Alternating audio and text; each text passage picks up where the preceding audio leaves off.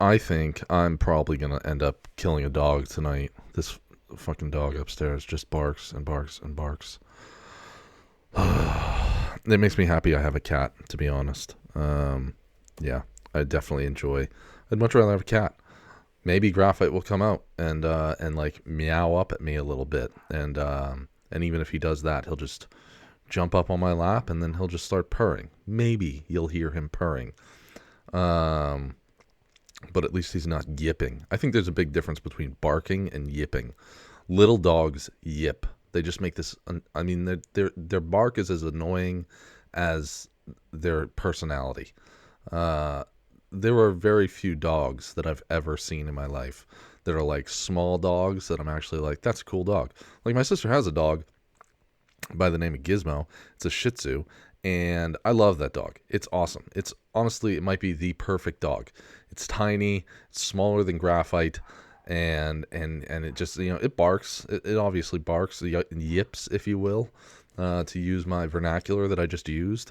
If there's like a stranger in the yard or something, it barks, but for the most part, it just chills out on the couch and lays there silent, the way you want it to. Maybe at the end of the night, it wants to jump up on the bed with you and cuddle up, or watch TV with you or something like that. But for the most part, it just chills out. This other dog that she has, I don't know what kind of dog it is. I always forget. She's told me a bunch of times, but I have no idea what kind of, other than annoying as shit. I know it's that kind of dog. But this thing, I mean, maybe the biggest benefit to this dog is that it's pretty much hairless. Like, it has almost no hair. It's like a Chihuahua, only it has more hair than that, and maybe it's a little bit bigger. But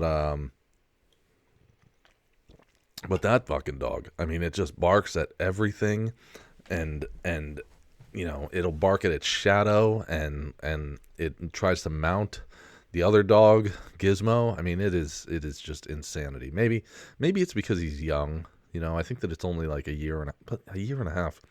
Feels like it should be out of puppy stage by then. Maybe it'll calm down in year 2. I don't know.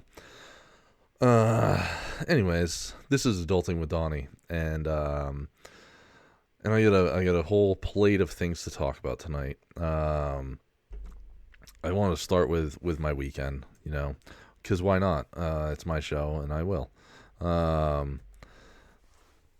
I had a pretty, I don't know. I don't know if I want to call it a great weekend because Ro wasn't here. So it wasn't as great as previous weekends before that. But for considering it was a weekend alone, it couldn't have been much better. So she went away on Friday morning to Maryland to go play softball with her friend Annie. Down in Maryland with a team called Fire Sticks, and it was like a tournament thing. So they were gone all weekend. Like, they left Friday morning, and then there were games on Saturday and Sunday, and then she didn't get home until late Sunday night. So, God damn it, I'm gonna fucking murder that dog. I'm gonna go upstairs and I'm gonna duct tape its jaw shut. I don't know how much picks up on the microphone anyways. Hopefully not too much. I know Ro has told me in the past that it does pick up. I really hope that it just... because I think I listened back to an episode where I know that he was barking, and I didn't hear it on the podcast version of the show.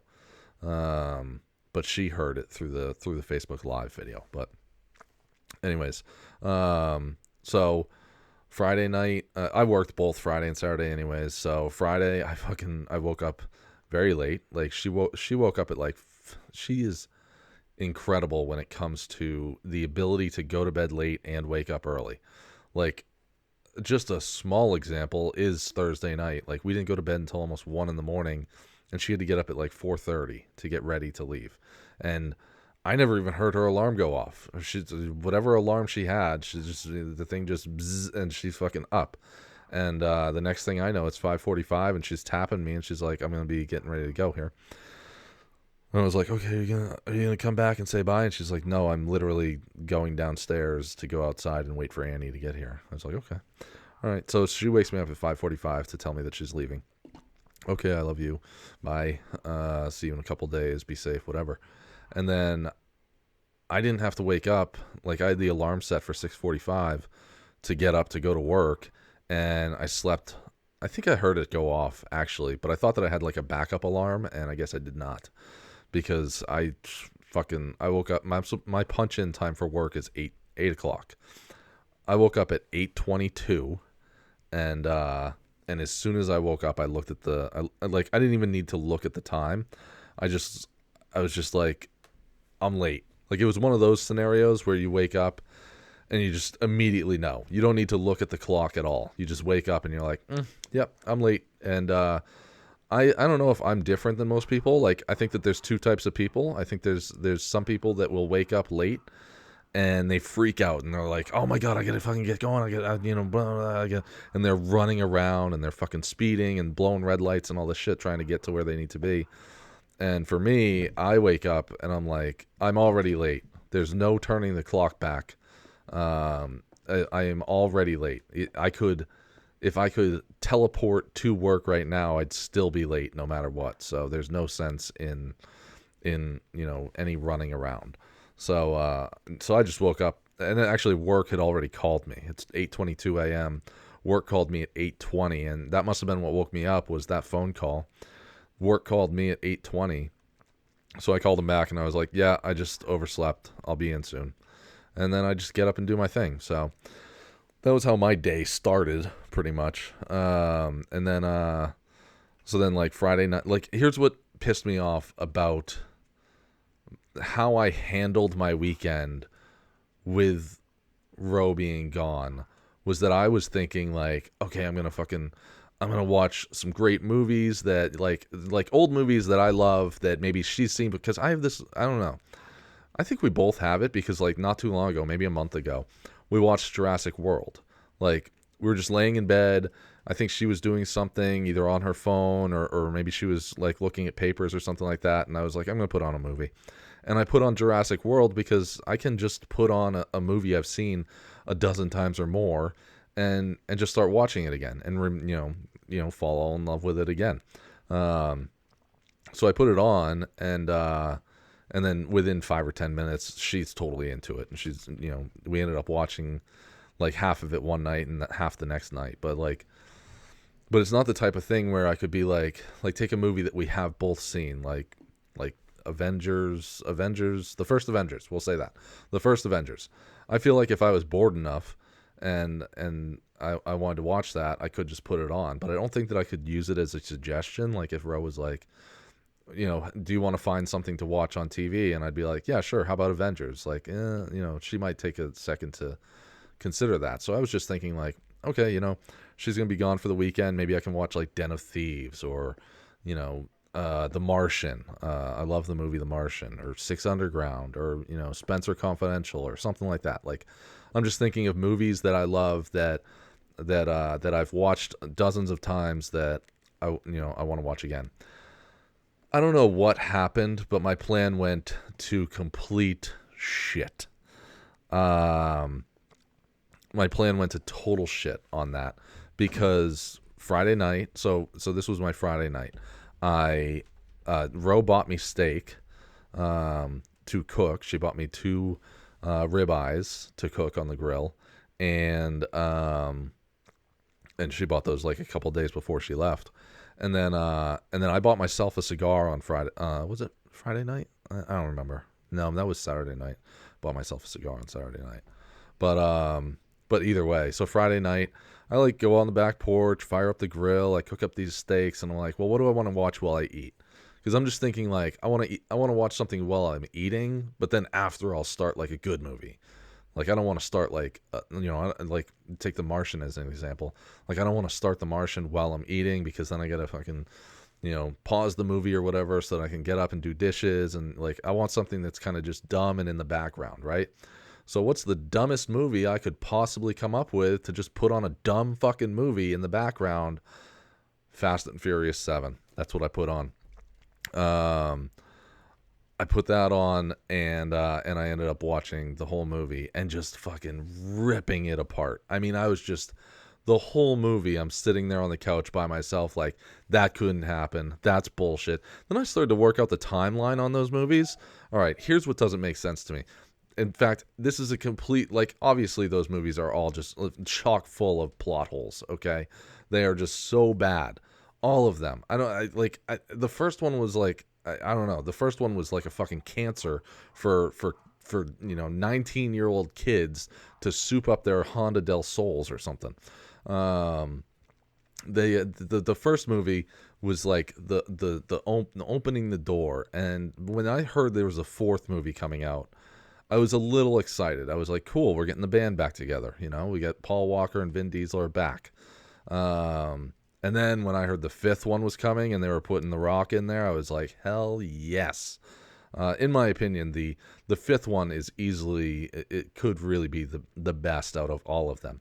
Fast and Furious 7, I got a bunch of problems with it. Now, but I have a bunch of problems. I watched it and I was like, this would be a perfect, because Ro and I have talked about doing like a Mystery Theater 3000 episode of like watching a movie. And if Fast and Furious 7 wasn't 2 hours, because really, like, for that type of thing, you want like a nice short movie, something like 90 minutes. Fast and Furious 7 is like 2 hours or more. And I'm watching this, and here's what I realized in watching this, or I guess I realized it watching that movie and then thinking about Fast and Furious 8. I started to realize there's some real plot holes in these movies, in this string of movies, right? Think about Fast and Furious 6, all right? Everyone's seen these movies, okay? You don't want to admit it. It's like eating McDonald's. You don't want to admit that you ate McDonald's, but we all do it, all right? They don't sell 1 billion hamburgers a year by nobody eating at McDonald's, okay? Everybody has seen these movies, all right? Fast and Furious 6 wasn't the top grossing movie of that year and one of the top grossing movies fucking ever because nobody saw it, all right? Everybody has seen these movies, all right? And we all have the same opinions, I'm sure. But here's something that I realized, and I don't know if anyone's ever talked about this because I've never heard it talked about. In Fast and Furious 6, you got Brian and Mia. They've just had a kid. That kid in that movie looks to be, I don't know, about maybe 10 months old, maybe a year. We'll say a year. No, I'm sorry. We'll say 10 months old. That kid is about 10 months old. Now, you go into Fast and Furious 7, this kid has grown up to be, I don't know, 4 or 5, maybe even, yeah, probably 4 or 5 years old. You see this kid, he's walking around, he's talking, he's in school, he's going to kindergarten or whatever. So he's probably easily 5 years old, right?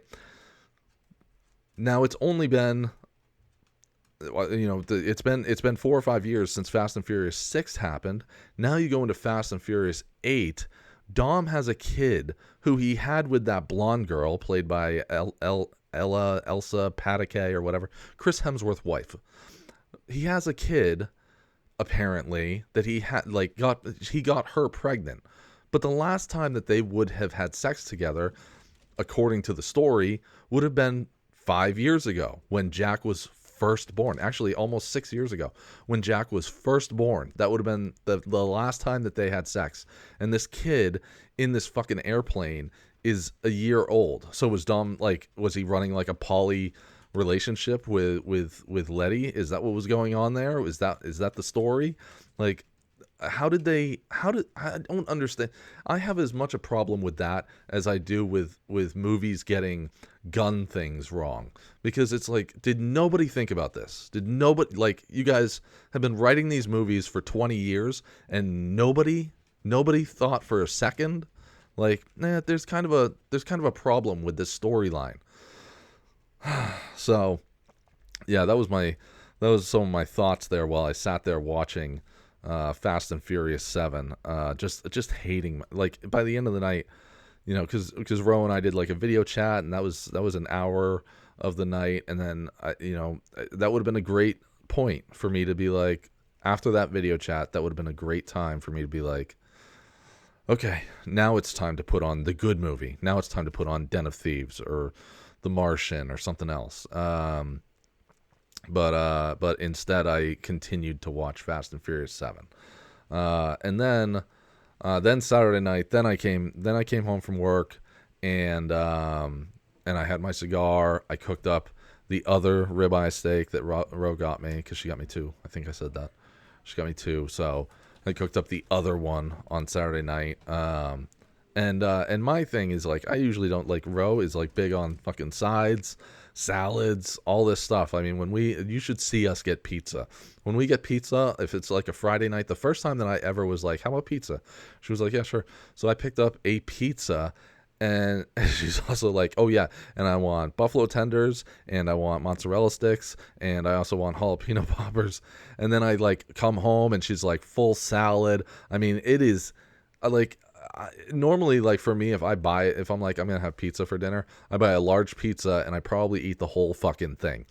But when I get pizza with her, it's like, okay, 2 slices and I'm good because I've already ate fucking so many other things. You know, I start with the salad and then I eat so many other things. I'm going to murder a fucking puppy tonight.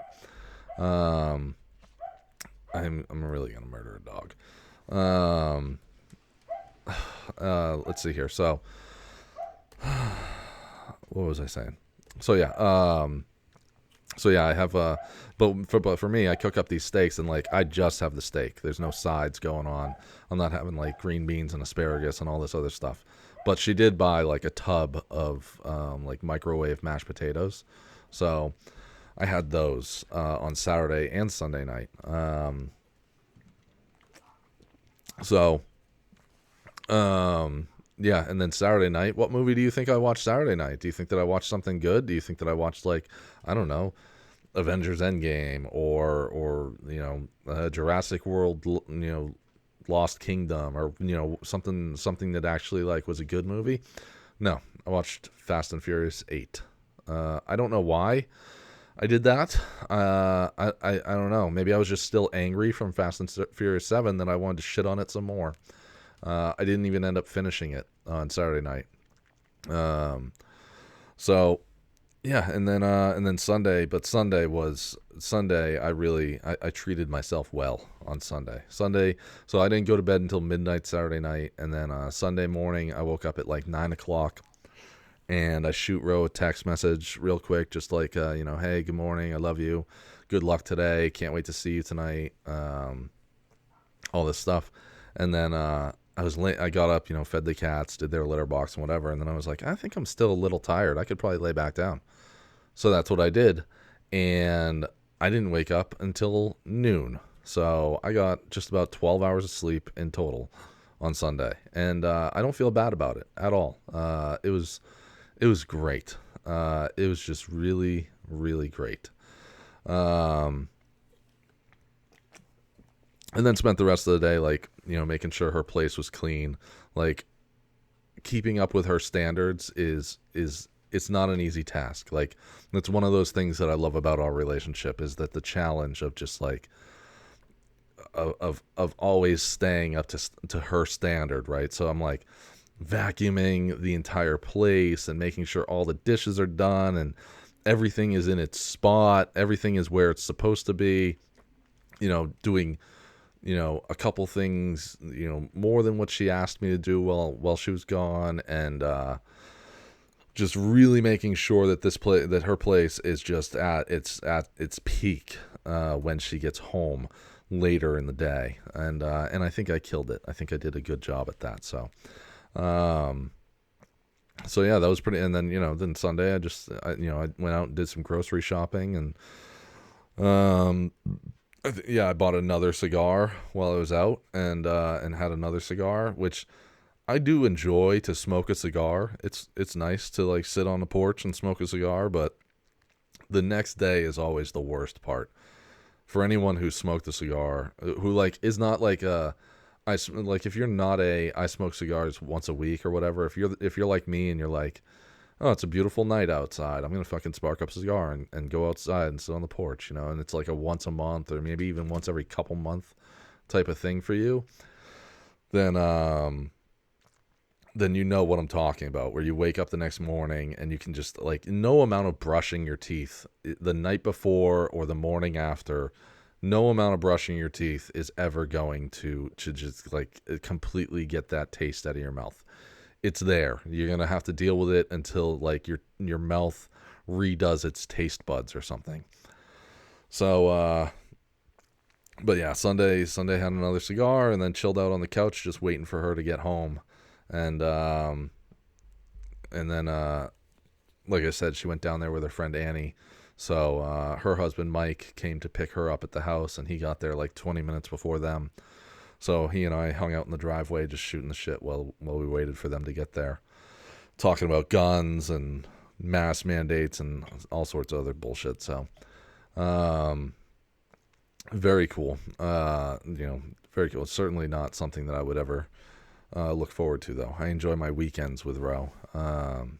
So, and Memorial Day is coming up, so she was like, I sometimes forget, like, even though she's a detective, like, I don't know why. I don't know why this is a thing in my head.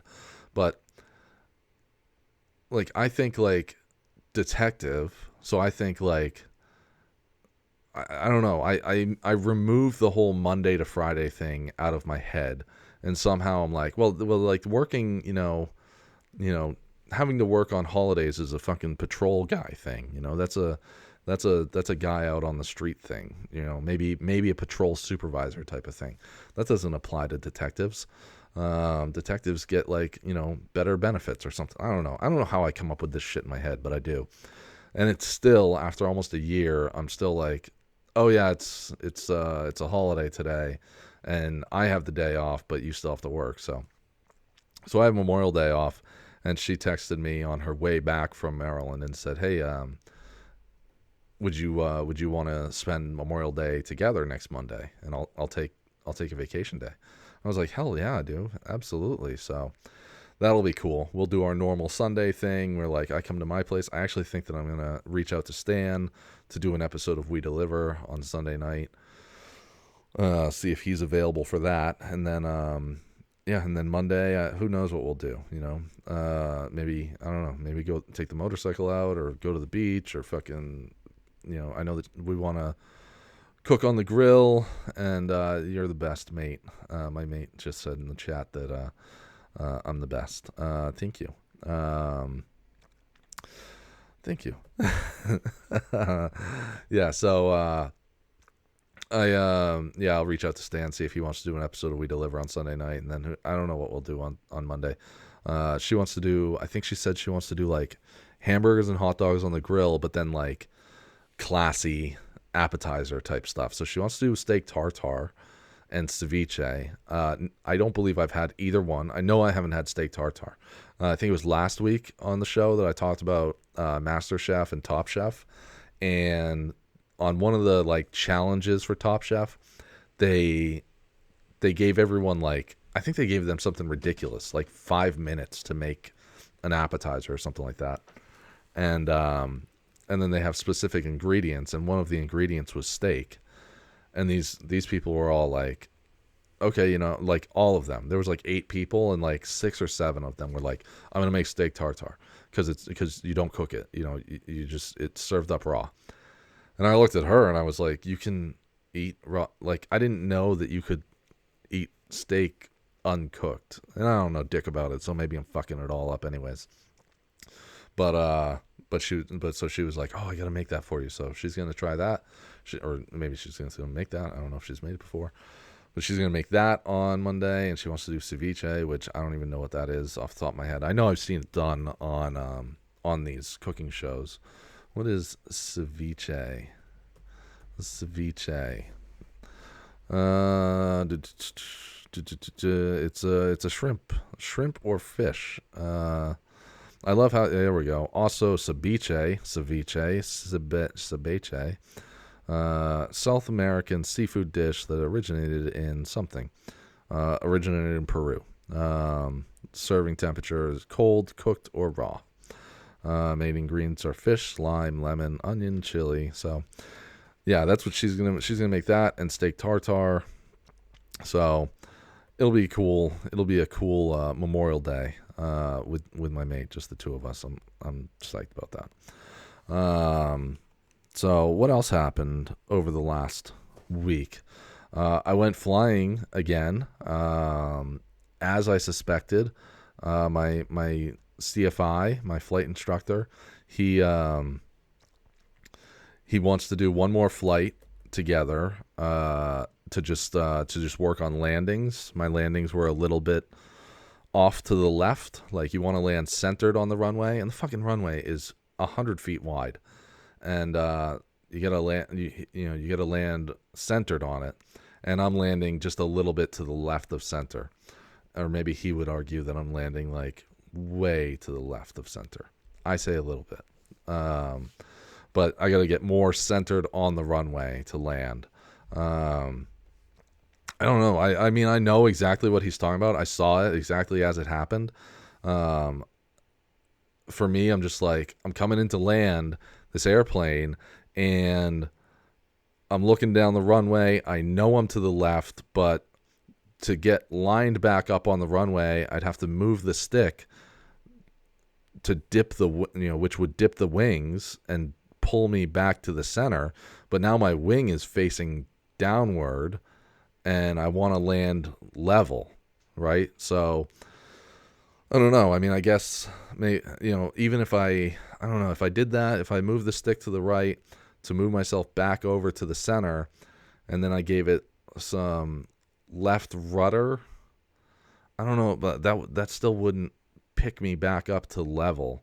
So I don't think it would pick me back up to level enough, but really, I mean, I should just be getting more lined up on the runway when I'm like way outside of that time frame. Like by the time that I make that final turn, because that's what's happening, is it's like running an oval, or maybe more like a rectangle.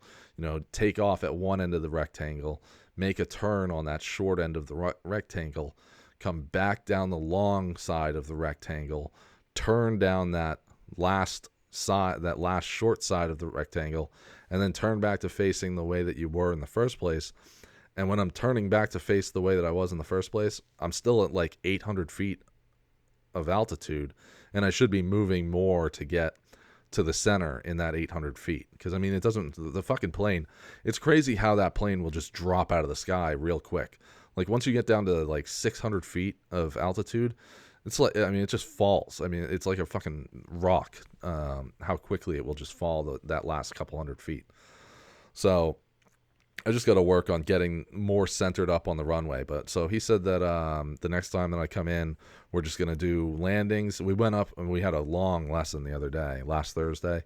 I did a lesson with him, and like we went and did fucking everything.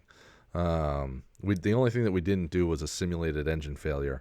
But we did do that the last time that I was up. Oh, okay, so Patrick Hool says more tail rudder. So that's what I'm thinking. That's what I'm thinking is if I use aileron to move the plane side, to the side to get more centered up on the runway, and then some rudder to straighten it out. That would probably work. But like I said, I just got to work on doing that final 800 feet, using up that space to get centered up on the runway, and then just small adjustments when I get down to like 300 or 400 feet above the runway. But yeah, so we went up, we did engine stalls, which was nice, because I don't know if you guys remember, for those of you that have been listening since last November, I was doing these flights, and I was pissed at myself. I was like, I remember, I'll fucking never forget how upset I was with myself, because me and Jack went up on, did a flight, and we do stalls, and I came home that day, and I was just laying in bed, fucking just upset with myself, because I just could not fucking get it. It's called a power off stall, where you're set to engine at idle and pulling up and stalling out the wings, and I kept fucking it up. Like, I kept, every time that it would stall out, and I, all of a sudden, because the nose is facing way up, and then it would stall out, so then the nose starts to drop down, and I'm supposed to hold the stick back and slowly ease it out back to neutral. And instead, what I was doing was I was just shoving the stick forward, and I was just so pissed at myself that I just couldn't get it. And so we went out the other day, and we did power off stalls, and those ones we did like 2 or 3 of those, and I nailed them, got them just fine. And then we did power on stalls, which is the opposite. It's full power, and both of these, like the power off stall is to simulate stalling on a landing, and then the power on stall is to simulate stalling on takeoff. So so the power off stall, to me, the power or the power on stall rather, to me the power on stall is fucking easy. Like the plane starts to stall and you don't have to do anything else other than just lean the stick forward a little and you're fine. The power off stall has a little more to it because you use rudder and go full power and ease the stick back. But I was able to do them all, which made me happy because back in November I was just so upset with myself for not fucking getting it. Just kicking myself for not understanding what I was doing wrong, why I couldn't make these things work together. So did those. We did steep turns, which I've never done steep turns, and Jack was like, "Okay, let's do some steep turns." And so, what do you want to do to start doing steep turns? And I was like, "I have no idea. We've never done them." And he was like, "Oh, no shit. Okay, well," and he explained it to me, and then we did like I don't know, 3 or 4 of those in each direction. So like 3 or 4 left, 3 or 4 right. And then we went back to the airport and did some landings. I think we did like 3 or 4 landings, and it does upset me just a little bit that the last time I did just landings. So what we did those steep turns over Sanford Airport in Maine, then we flew over to Rochester and did a landing there, and then we flew over to Portsmouth and did some more landings there, and what upset me was that the last time we did landings, I did pretty good at them. I did good enough that Jack was very, I don't know the word that I'm looking for here, but he was very happy with my progress, is what he said when we got out. He was very happy with my progress of doing landings. So it just upset me a little bit that I was just not centered up on the runway that day. So that's okay, though. That's kind of what I expected to happen anyways. I think I just mentioned it last week that I expected to do this lesson that I just did, and then next lesson to go up and just do. I think I might have even said just do landings one more time, and then after that I can go for my solo, which will be great. Some fucking ass wagon on a Facebook pilot page yesterday said, because I made this post asking a question, and in the question I had said, I try to do lessons twice a month. Sometimes it's only once a month. Like I only got out once in April and once in May, but I'm hoping that in June I can get out twice. But I had said, like I said in the thing, it said in this post, like, yeah, I only get out once or twice a month to do lessons. And this guy comments and he's like, not for nothing, but it's just my opinion, but you're never gonna get your private license if you're only doing lessons at that frequency. You should just save all your money and do like until you can afford to pay for all 60 hours at once, and then just do it all at once. I'm like, are you out of your fucking mind?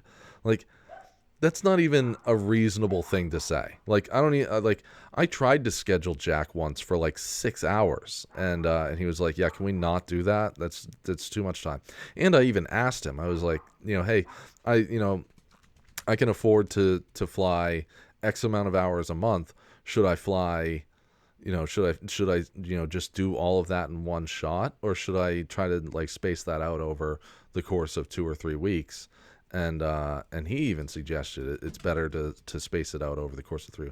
But after that, I stopped reading comments on this post, and there was like hundreds of comments, and I was just like, I'm not listening to.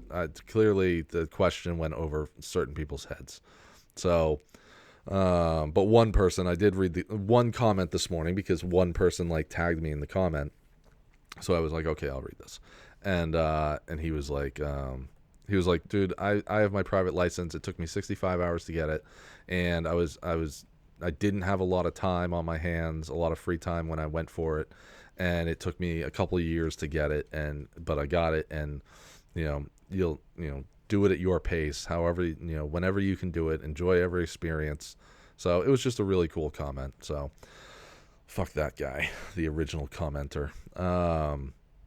But yeah, I'm psyched to be progressing through. Like, I have a friend who wanted to fly for years. It was a lot like me. I'm still friends with him. But he was a lot like me, where it was something that he always wanted to do, and then one day he just went for it. He was like, "Fuck this! I'm going for it. I'm going to do it," and he did. And it took him about the same amount of time, 7 or 8 months, and then he gets his solo rating, so he can fly by himself. And after he got his solo rating, he did like a few more hours of flying and then stopped. And he hasn't done it in a couple of years. And I asked him, like, "Hey, what happened there?" And he was like, "Yeah, I just kind of lost interest." And for me, like, the driving factor to get to private license status is to take Rochelle up, is to fly my father up, is to take my sister and my nephew up, is to, like, be able to show people, like, isn't this fucking awesome? I can fly a fucking airplane. to go to CHI and be like, "Hey, I want to rent a plane for a couple hours." Ro went to Maryland this weekend, and there was an airstrip right next to the field she was at. Immediately, I was looking up this airfield. I was looking up, how long does it take to fly a Cessna from Portsmouth to that airfield, doing the math on how much it would cost. Like, that shit is what excites me more than anything, and what drives me more than anything to want to get my license. So that was my flight with him. How fucking far am I into this? Oh wow, 36 minutes. Let's do some advertising then. Yeah, I'll do that. I'll talk about that after. 4HM Clothing. What's he got going on his website? 4HM Clothing. Let's do a little screen share here for you audio only listeners. We're sitting at 36 minutes right now. If you want to check out what I'm looking at on 4HM, if you're an audio person, and you want to go check out, go to Adulting with Donnie podcast on Facebook. And you can check out the 4HM website that I'm looking at right now. These are some new things here. He's got some hats. He's got a dice hat it's like a dice, and then it says HM. It's a dice with 4. It's like showing the 4 on the dice. HM. It's not a hat. It's a visor, flex fit visor. It's actually pretty cool looking, man. It's shown in black. So it comes in black. Another cool hat right next to it. Actually, this one does come in colors. Very sharp looking hat. 4HM on the back, green underneath the bill. Is this let's see here. I got to get to the back here. What's going on? Why can't I find the back? Oh, he's got it in a few different colors. He's got camo. He's got like a maroon color, and like a blue. Let's see here. There's a gray, and then there's like a blue color, and I think that's all the colors. Let me fucking scroll. Camo. I think I said camo. Did I say camo? I don't remember. But blue, black, or not blue. Let's see here. Why don't I fucking use the drop-down menu, Donnie? Why don't you fucking do that, dummy? Maroon, green camo, silver, heather gray navy, heather gray red, heather black, dark gray navy, black, and neon pink, black and neon pink, red, royal blue, black red, black silver, black spruce, black teal, natural black, dark navy, and navy red. Jesus Christ. There's a lot of colors there. So yeah, got the hat on there. What else we got on here? Tank tops, women's tank tops, unisex tank tops. He's got those shoes, those kick-ass shoes there. So if you go to 4hmclothing.com, use offer code adulting at checkout, you get 10% off any order over $50. So check them out. And next we have Adam and Eve. What's going on Adam and Eve? I'm still sharing that screen. So you can follow me there. What else? What's on Adam Eve? What do we want to look at this week for Adam Eve? There's a lot on there. There's a lot going on there. Let's look at for couple. Let's look at for him. Let's look at for him, and I'm going to use their drop-down menu. Let's look at masturbators. It's 6:15 at night on Monday night or on Tuesday night rather. This is great dinner conversation. I hope some of you just have the Facebook Live going in the background while you're having dinner with your family. That's my hope. Celebrity molds. This number seems to have gone up because now it's sitting at 32. And the last I checked, it was like Riley Reid and like one other person. It's very curious to me that there's certain women who just endorse the fleshlight on their, like on their vagina. Let's see here. We got let's see who's under celebrity molds. So you got Sasha Grey. That one seems obvious. Belladonna. I was just watching one of her videos a week or two ago. Riley Reid, Leela Starr. Not sure I know who that is. There's a Sasha Grey Deep Throat Pocket Pal. I think that if you're in the same crowd as the people who still buy porn DVDs, if you need a masturbator in your pocket, if you're a guy and you need a female mouth in your pocket to just pull that thing out once in a while and crank one out, you definitely have bodies in the basement. There's Jenna Hayes, very popular. Elsa Jean, Stoya. She was apparently, I guess, like a year or two ago, this entertainer, if you will. She did like a state to state fuck fest where like she went and had sex with someone in every state in America. So that's a cool move. We have Belladonna again. I don't know. Did something change with her? There's a Sasha Grey vibrating pocket pal. Danny Daniels. There's some names here that I don't recognize, but for the most part, I recognize them all. Shona River. No idea who that is. Honey Gold. I just saw something of her recently too. I didn't know who that was until a week or two ago. So, anyways, if you want to go to adameve.com, use offer code adulting. You get 50% off any one item, plus free delivery, plus 6 online DVDs. So they're not actually mailing you DVDs, which is what I always thought. What they do is they send you a little card with a website and an access code, and then you can get on there, and they have these 6 DVDs picked out for you. You pick out what you want at checkout. And it's like, do you want like the bondage package, or do you want the fucking lace package or whatever? And it picks out these 6 DVDs for you to put on like your video on demand or whatever. So yeah, you use offer code adulting, get 50% off any one item, free shipping, 6 DVDs on demand, and a romance kit. So yeah. There's adamandeve.com. And then my other, so there's like a, I don't know, it's maybe multi-layered. Maybe yesterday I just had too much shit to do. That's why I didn't do an episode yesterday, being Monday. Next week, I can tell you that next week's episode of this show will be on Tuesday. Also multi-layered. One is because I just told you next weekend is next Monday is Memorial Day, and I'm going to spend the day with Ro, so I don't really feel like doing a show. Unless, I don't know, maybe there's a chance that maybe we'll do an episode together. I don't know.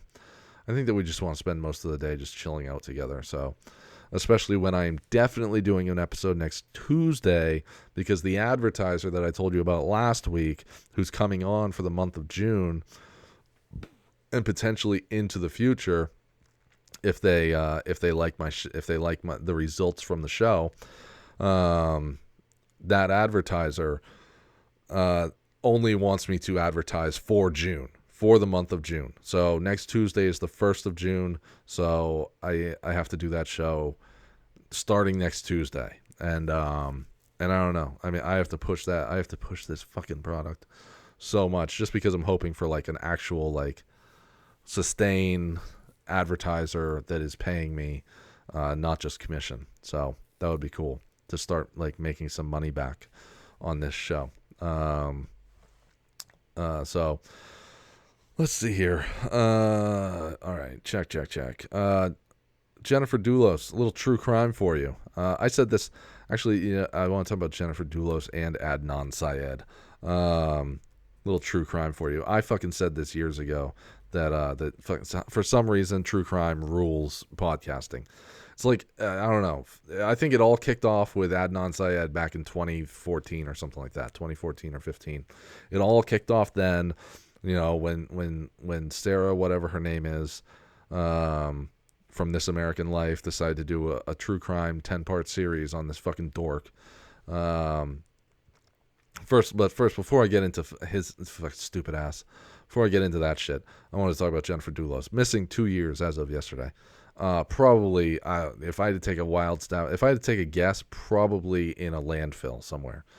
I'm sorry if there's a fraction of a chance that anyone from Connecticut is related to her or knows her in any sort of way, but that's probably the fact. And my anger is directed completely at her fucking douchebag of an ex-husband. Like, what a fucking asshole. And I'm not making any great revelations there by calling him an asshole. He really is a fucking asshole. The fucking guy killed himself in January 2020 as soon as he was charged with murder. Police never should have fucking let him go. They never should have let him, they never should have released him. It was like they charged him with murder. They should have been holding him. I don't know why I know everyone's entitled to bail or whatever, but they should have made the bail something retarded that or neurodecelerated that never could have been reached by like anyone. Because, I don't know. I think they lived in a pretty upscale part of Connecticut, so maybe he could put his house up. I don't know. I mean, bail should have been set at like $10 million. But to make it so much fucking worse, this asshole fucking kills himself and then leaves a note, and his note is like, I have no idea what happened to her. Come on, man. No one in the history of fucking crime has ever been charged with a crime and then killed themselves because they were innocent and they were just so angry that they like he cries up and down for so long that he's innocent and has no idea what happened to his ex-wife, and and then kills himself. Like, what it aggravates the shit out of me just because it's like, dude, you couldn't just. If you want to kill yourself, fine, great. You saved the court, you saved the state, you saved everyone a bunch of time and so much money. I forget what the number is, but it was something ridiculous, like the average prisoner costs the state, like each one of them costs the state like $50,000 a year, or maybe it's even more than that. Like when you take into account of like the electricity that's being used to support an entire prison, all the food and stuff like that. Like, and these people aren't doing anything productive to help society while they're in there. I mean, prisoners are making Victoria's Secret clothes. That's true. You can look that up. It's an absolute fact. Then here in New Hampshire, they print our license plates, but that's not exactly a revenue thing. Like, I mean, why? Like, I don't know what would be the problem with, you occasionally out here you see them, in other states too. I've seen it in Tennessee. You see them on the side of the highway cleaning up, garbage on the side of the highway.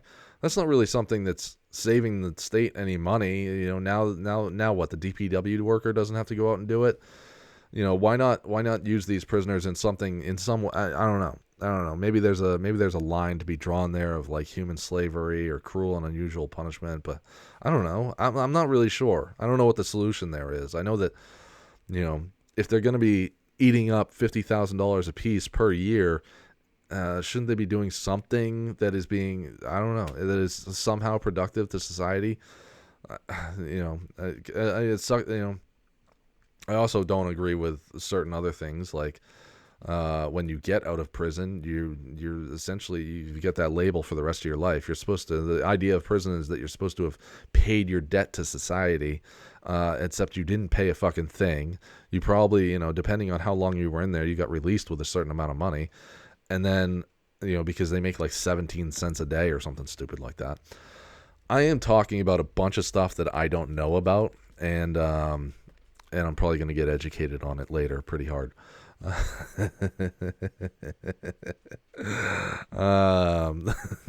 So, but either way, this fucking guy, he kills himself. He leaves a note behind saying he has no idea what happened. Like, that's not true, man. Like, you know it absolutely. Like, that's what you could have done. You could have died. Like, I don't know. Did he think, like,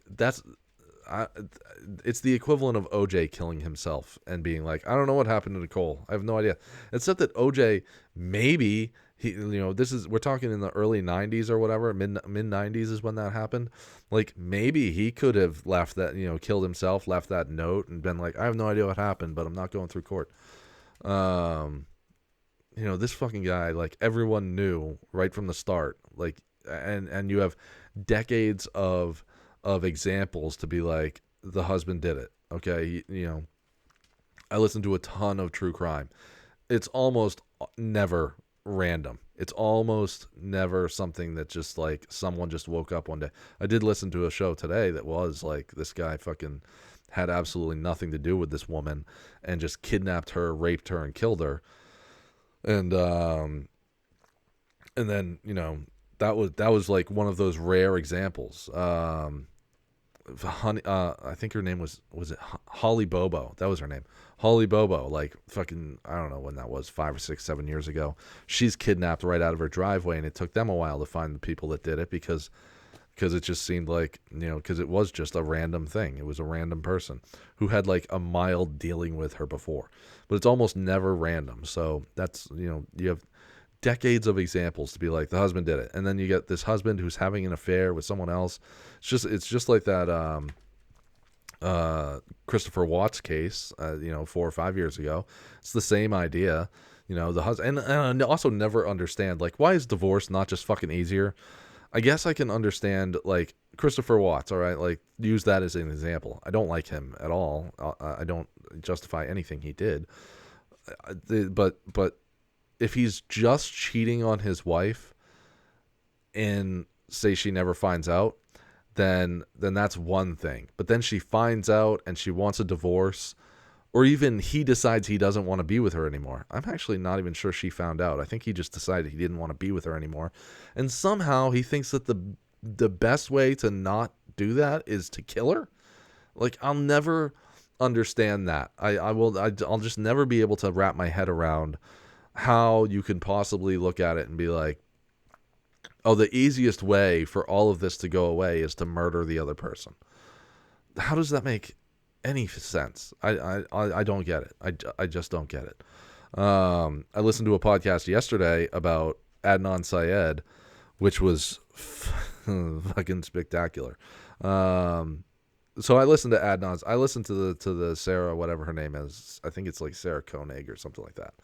I listened to that Serial podcast way back when it came out because I hadn't seen it popping up on my podcast feed anywhere. What I had seen was several other people in pop culture talk about it. So I decided to listen to it. I gave it a listen. And it's 10 episodes. If you've never heard about it, it's about this kid named Adnan Syed. I'm sure that you can guess his family's religion based on the name, who's dating a girl named Hae-Min Lee. You can probably guess what part of the world she's from, or her family's from.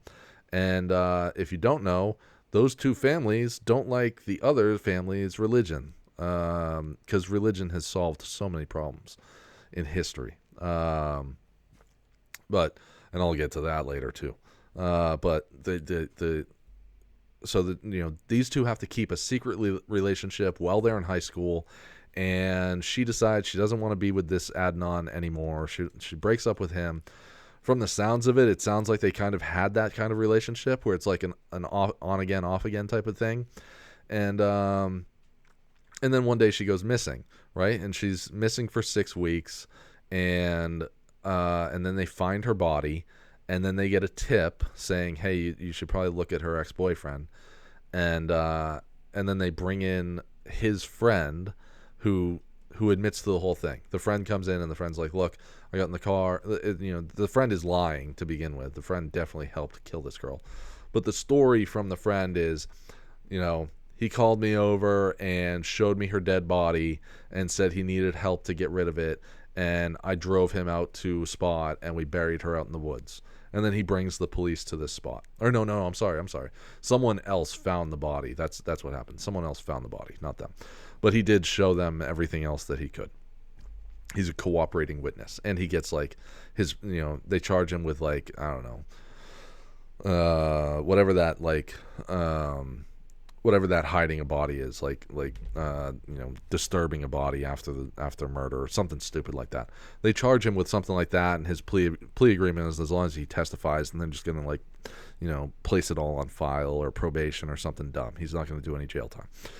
Now, Adnan, the boyfriend, he fucking cries innocence the whole time, and he still does to this day. And my problem was that near the end of the episode, or near the end of the series, you learn that almost immediately, she goes missing at 3:15 on a Tuesday, almost immediately right before that time, maybe 10 minutes before that time, that's the last time he pages her. He sends because this is back in 1998 or 99 that this happened, so kids are still rocking pagers, myself included. He sends her a page 10 minutes before she goes missing, and that's the last time he pages her. It's 6 weeks that she's missing from then. She's missing for 6 weeks. You get family and friends blowing up her pager constantly, trying to get in contact with her, except for the boyfriend. The boyfriend never pages her again. Riddle me this, Batman. Why would you not page someone? Because you're not getting an answer. Because you killed your girlfriend. You killed her, and you didn't think ahead to be I should continue to page her throughout the next couple of weeks. Maybe they still would have fucking suspected him and found him guilty right away anyways. I don't know. This was one of those cases where there was not really any forensic evidence. But hey, before the 1980s, there was no forensic evidence anyways, and they still charged people, and they still convicted murderers, and they still convicted people without forensic evidence. Okay, CSI is not a real fucking thing. All right, you don't start and solve a case within an hour. It's not a real thing. That's not reality. You don't get fingerprints back the way that they do on TV. I mean, Jesus Christ, the fucking television is. I know that I heard a long time ago that when CSI started, that TV show CSI, it really caused a problem for juries, because juries were like, where's the semen stains? It's just insanity. But yeah, he definitely killed his girlfriend, for sure. That's not even a show that I would recommend to Rochelle to listen to, because she would come to the same conclusion. In fact, she would probably come to the same conclusion way before me. But you get a bunch of gullible people like This American Life woman who listen to it and they're like, no, he's telling me the truth. I know he's telling me the truth because he told it to me. I asked him the question and then he answered me, and why would he lie to me? It's just the dumbest shit in the world. Yeah, did he get a fair trial? Maybe not. Maybe not. I don't. I did. Because you still hear a bunch of shit about that. Could he get a new trial? Yeah. I mean, his appeals are all burnt out now. Anyways, I think.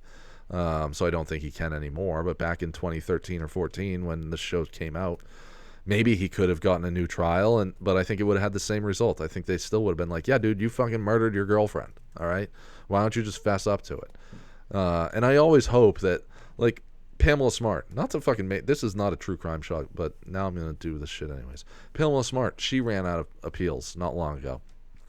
And I just wish that when someone runs out of appeals, that they would just be like, yeah, all right, fine, you got me, all right? I did my best to fight this for 20 years, but you know what?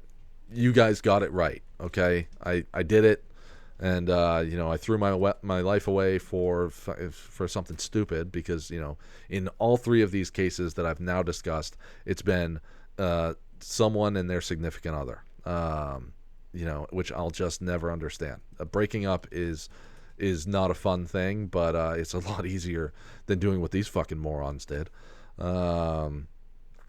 These fucking people are so stupid. Like, I'll never understand it. I'll never understand why it's not just easier to be like, you know what, this isn't working out, and I don't think I want this anymore. And even if it's ugly, because I've been through my share of ugly breakups. Even if it's ugly, it's still easier than fucking rotting away in a prison cell. So, yeah. Maybe you want to fight for your person back, fight for your girlfriend or boyfriend back. Maybe you want to fight to get that person back or whatever. Or in Pamela Smart's case, like, you just don't want to be with them anymore. And they had no tie to each other. Pamela Smart and her husband, whose name no one ever remembers. That's one of the things I like. True Crime Garage, they never title an episode after the murderer. They title the episode after the victim. But anyways, like, I don't even remember where I was going. Either way, doesn't matter. It's easier to just break up with someone, even if it's an ugly breakup. If you're mad that they're with someone else. If Ro told me tomorrow, look, this isn't working out, I don't like it anymore, I'm not having fun, I want to move on or whatever, and then in 2 weeks I found out that she was dating someone else, I would be fucking pissed. I would be so angry. I would be heartbroken. I would be sad. I would be very confused. I'd probably text her until she told me to stop. But I can tell you, I wouldn't want to kill her or her new boyfriend. I wouldn't want to do any of that. Because I'm like, I look at it and I'm like, freedom is better. I would rather be out over here, and there's almost no getting away with it. It's almost impossible to get away with it. You might get away with it for a certain amount of time. Adnan Syed got away with it for like 6 weeks. Pamela Smart got away with it for like a few weeks. Jennifer Dulos, her husband, got away with it for like 6 months. But if you listen to like cold case files, you're gonna get caught. It's almost impossible to get away with it. So, all right, that's enough about true crime. I'm done talking about true crime. Holy shit, I've been going for a fucking hour. The last thing that I wanted to talk about tonight was another thing that I don't know what I'm talking about, which is Israel and Palestine. I don't really know dick about why. I know that somehow the news is ignoring it, which means it must be interesting enough to learn about. So I pulled up an article called Israel-Gaza Violence, the Conflict Explained, and this was posted 4 days ago. A ceasefire has been agreed between Israel and Palestine, between the Palestinian militant Hamas. So I guess Hamas is like a military group, kind of like ISIS, only not terrorists. Okay, I'm not calling them terrorists. Okay, I don't know dick about this. I don't know which side's good and which side's bad. From my brief reading before the show, it sounds a lot like Iraq, where you have what equates to really a civil war between two different types of people. Reading this, it's very odd. Okay, let me just read it. Let me read some of this real quick. The ceasefire comes 11 days after 11 days of fighting, where at least 240 people have been killed. Most of those deaths have been Palestinians in the territory of Gaza. Israel and Hamas both claim victory. The latest violence followed a month of rising tensions in Jerusalem, but the fighting's gone on for decades. It's a 100-year-old issue. Britain took control of the area known as Palestine after the ruler of that part of the Middle East, the Ottoman Empire, was defeated in World War I. The land was inhabited by a Jewish minority and Arab majority. And that's why I say it sounds like, I don't know that Arab is not a religion, but Muslim is, and Arabs are mostly Muslim. And Jewish is a religion. That's why I say it sounds a lot like Iraq, where you got Shiite and Sunni who are fighting between each other. Which, again, I go right back to what I just said. Has religion ever fucking solved anything? Has it ever? I get so upset about, not even upset, just worked up about this, because it's like, I think a religion brings a lot of good things to the table. It brings a lot of morality, but I think that it does that like the morality that you can get from religion is really just being a good person. And do you really need religion for that? And do I really give a fuck what your religion is, as long as as long as you have good morality to you and you want to be a good human to me and I want to be a good human to you, why is religion anywhere in here? Like, why is it in between us at all? It really should just be like, hey, are you a good person? Oh, cool. I'm a good person too. Let's move on with our day. Let's see here. So tensions between the two peoples grew when the international community gave Britain the task of establishing a national home in Palestine for Jewish people. For Jews, it was their ancestral home, but Palestinian Arabs also claimed the land and opposed the move. Between the 20s and 40s, the 1920s and 40s, the number of Jews arriving there grew, and many fleeing from persecution in Europe and seeking a homeland after the Holocaust. Violence between Jews and Arabs and against British rule also grew. In 1947, the UN voted for Palestine to be split into separate Jewish and Arab states. That sounds like, I mean, how could that go wrong? That plan was accepted by Jewish leaders, but rejected by the Arab side. Yeah, of course it was. Like, imagine if everyone had to flee Iraq right now. If everyone who has called Iraq home for 1,000 years, and I don't even know what the population of Iraq is. It can't be very much. I've been there twice, and there wasn't many people. Let's see what the population of Iraq is. Population of Iraq. 40 million. All right, that's a decent number. All right, that's a lot. So let's say that the entirety, I don't know what happens. Maybe I don't know, maybe somehow scientists realize like, oh, there's a fucking asteroid coming and it's going to take out that entire country. And America, you get to bring all of them in.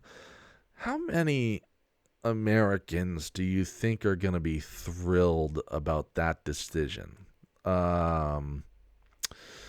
Yeah, how many do you think? Like, if it, because the equivalent here is this is what it says. The plan was so 1947, the UN votes for Palestine to be split into separate Jewish and Arab states, with Jerusalem becoming an international city. The plan was accepted by Jewish leaders but rejected by the Arab side. So the example here would be if the UN said, "Hey America, we need to send every Iraqi citizen to your country, and we're gonna give them a home in fucking Tennessee. Tennessee is now going to be the capital of Iraqis, and we're gonna put them all there." And the Iraqis were like, "We accept this." And America, how many Americans do you think are gonna be cool with that? 360 million Americans. How many do you think are going to be cool with that? It seems like every issue, it doesn't matter what in America, every issue is split 50-50. I don't care what it is. Abortion, gun rights, religion, the fucking border, everything that you can possibly pick as an issue in America, Americans are split 50-50 100% of the time. Every single time, they are always split 50-50. Look at every election for the last 30 years. There hasn't been a landslide election since World War II. Everything is always going to be, because when you have that many people, you can't even get 2,000 people together and get a 100% anything. I mean, I don't know. Maybe if you went to a place like Tennessee and gathered up 2,000 people and said, "Who's pro-gun?" you might get close to 100%. But I'm willing to bet that you're probably, if you went to like Memphis or something like that, you're still not going to get 100%. Moving on, the creation of Israel and the catastrophe. In 1948, unable to solve the problem, British rulers left and Jewish rulers declared the creation of the State of Israel. Many Palestinians objected and a war followed. Troops from neighboring Arab countries invaded. Hundreds of thousands of Palestinians fled or were forced out of their homes in what they call the catastrophe. By the time the fighting ended in a ceasefire the following year, Israel controlled most of the territory. Jordan occupied land, which became known as the West Bank, and Egypt occupied Gaza. Jerusalem was divided between Israeli forces in the west and Jordanian forces in the east. Because there was never a peace agreement, each side blamed the other. There were more wars and fighting in the decades which followed. This article goes on. And I mean, there's an image here that actually shows, like, I mean, Israel looks like it's about the size of maybe California. And then it shows, like, the West Bank, Jerusalem, and Gaza, which are, like, LA County versus, like, maybe the city of San Diego. And I mean, it's just, you know, like, yeah, you got a country that small and you forced a population into there. Granted, they had nowhere to go. I'm not faulting that. They had nowhere to go. What are you going to do? Like, someone's got to take them in. But I mean, why was the British forcing them in there? Why did the British not say you can come over here or something? I don't know. There's a lot to know, and I don't know what side is the good and what side is the bad, or if either one of them is good or bad. I know that. Let's see here. What are the main problems? There are a number of issues which Israel and Palestinians cannot agree on. These include what should happen to Palestinian refugees, whether Jewish settlements in the occupied West Bank should stay or be removed, whether the two sides should share Jerusalem, and perhaps most tricky of all, whether a Palestinian state should be created alongside Israel. Peace talks have been taking place on and off for more than 25 years, but so far have not solved the conflict. What does the future hold? In short, the situation isn't going to be sorted out anytime soon. The most recent peace plan prepared by the U.S. That's cool. By Donald Trump. The most recent peace plan prepared by the United States when Donald Trump was president, called the Deal of the Century. Of course he called it that. Why not? By Israeli Prime Minister Benjamin Netanyahu, has been dismissed by the Palestinians as one-sided and never got off the ground, and a future peace deal will need both sides to agree to resolve complex issues. The BBC Middle East editor, Jeremy Bowen, says this latest round of violence is the fourth big war between Hamas and Israel since 2008. He's seen previous wars end like this before. Similar things have been said by both sides in claiming victory, and then essentially the seeds of the next conflict are sown. I can tell you one thing for certain, that if the status quo does not change favorably, there will be another round of this. Well, yeah, that seems pretty fucking obvious. All right, that's the end of that article. I skipped a couple things in there reading the article. But yeah, that does seem pretty obvious. Like, this is just something like this is like it's like a modern day Afghanistan, right? Because Afghanistan is really just like this shitty little country that, you know, has been falling apart, and maybe not even falling apart. Like, they're getting along just fucking fine without us. So maybe we just don't need to be involved. You know, people dying sucks, but that's life. Death is part of life. Okay. In the words of the great Tony Stark, part of the journey is the end. Okay. I think I wrapped up everything that I needed to for this week. Happy Memorial Day, everyone. Don't forget, there's a difference between Memorial Day and Veterans Day, and the 4th of July. Okay, Memorial Day is to remember, in memoriam, remember fallen soldiers. Okay, people that have died, whether they died in combat or they died of old age or anywhere in between. That's what Memorial Day is for. Service members who died. Okay? Someone who swore an oath to defend the Constitution and then died. All right? Doesn't matter how they died. That's what Memorial Day is about. All right? Please don't send me your thank you for your service messages on Memorial Day, because I am still alive today and I intend to be next Monday. All right? You can send those messages to me on Veterans Day, where I will reply, "You're welcome for my service." Okay? But that's what that day is for. Veterans Day is for the living, to remember the living. Okay? Independence Day is for all of us here in America. All right? This is not for you people over in the UK. All right? The USUC network, most of you guys can, that's not for you. All right? This is for us. Okay? Independence Day is when we celebrate the day that we declared our independence from your tyrannous country, from your tyrannous part of the world, from your tyranny of, we threw your fucking tea in the harbor and said, fuck you to your taxes and your king and your queen and all of that shit. All right. And yet somehow we give a fuck about you people. I don't know why, but when the goddamn prince wants to get married, or when the queen inevitably dies one day, there's my news feed is going to be filled with bullshit about the queen for weeks on end, and we're never going to hear the end of it, because it's been almost 30 years since Princess Diana died, and in a car crash of all things, she died, and I still see that shit on Newsweek all the time. And I don't know why. I don't care. I don't care. All right. I care more about, like, if Lil Wayne died, or Eminem, or Corey Taylor. I care more about if one of them died than if Princess Di or the Queen dies tomorrow. I don't care. It's not my problem. All right. Yeah. Independence Day. America. Fuck yeah. All right. On that note, you can check me out, Adulting with Donnie podcast on Facebook, Adulting Donnie on Instagram, and the suicide prevention line is 1-800-273-8255. That's 1-800-273-TALK. Happy Memorial Day, guys. See you next week.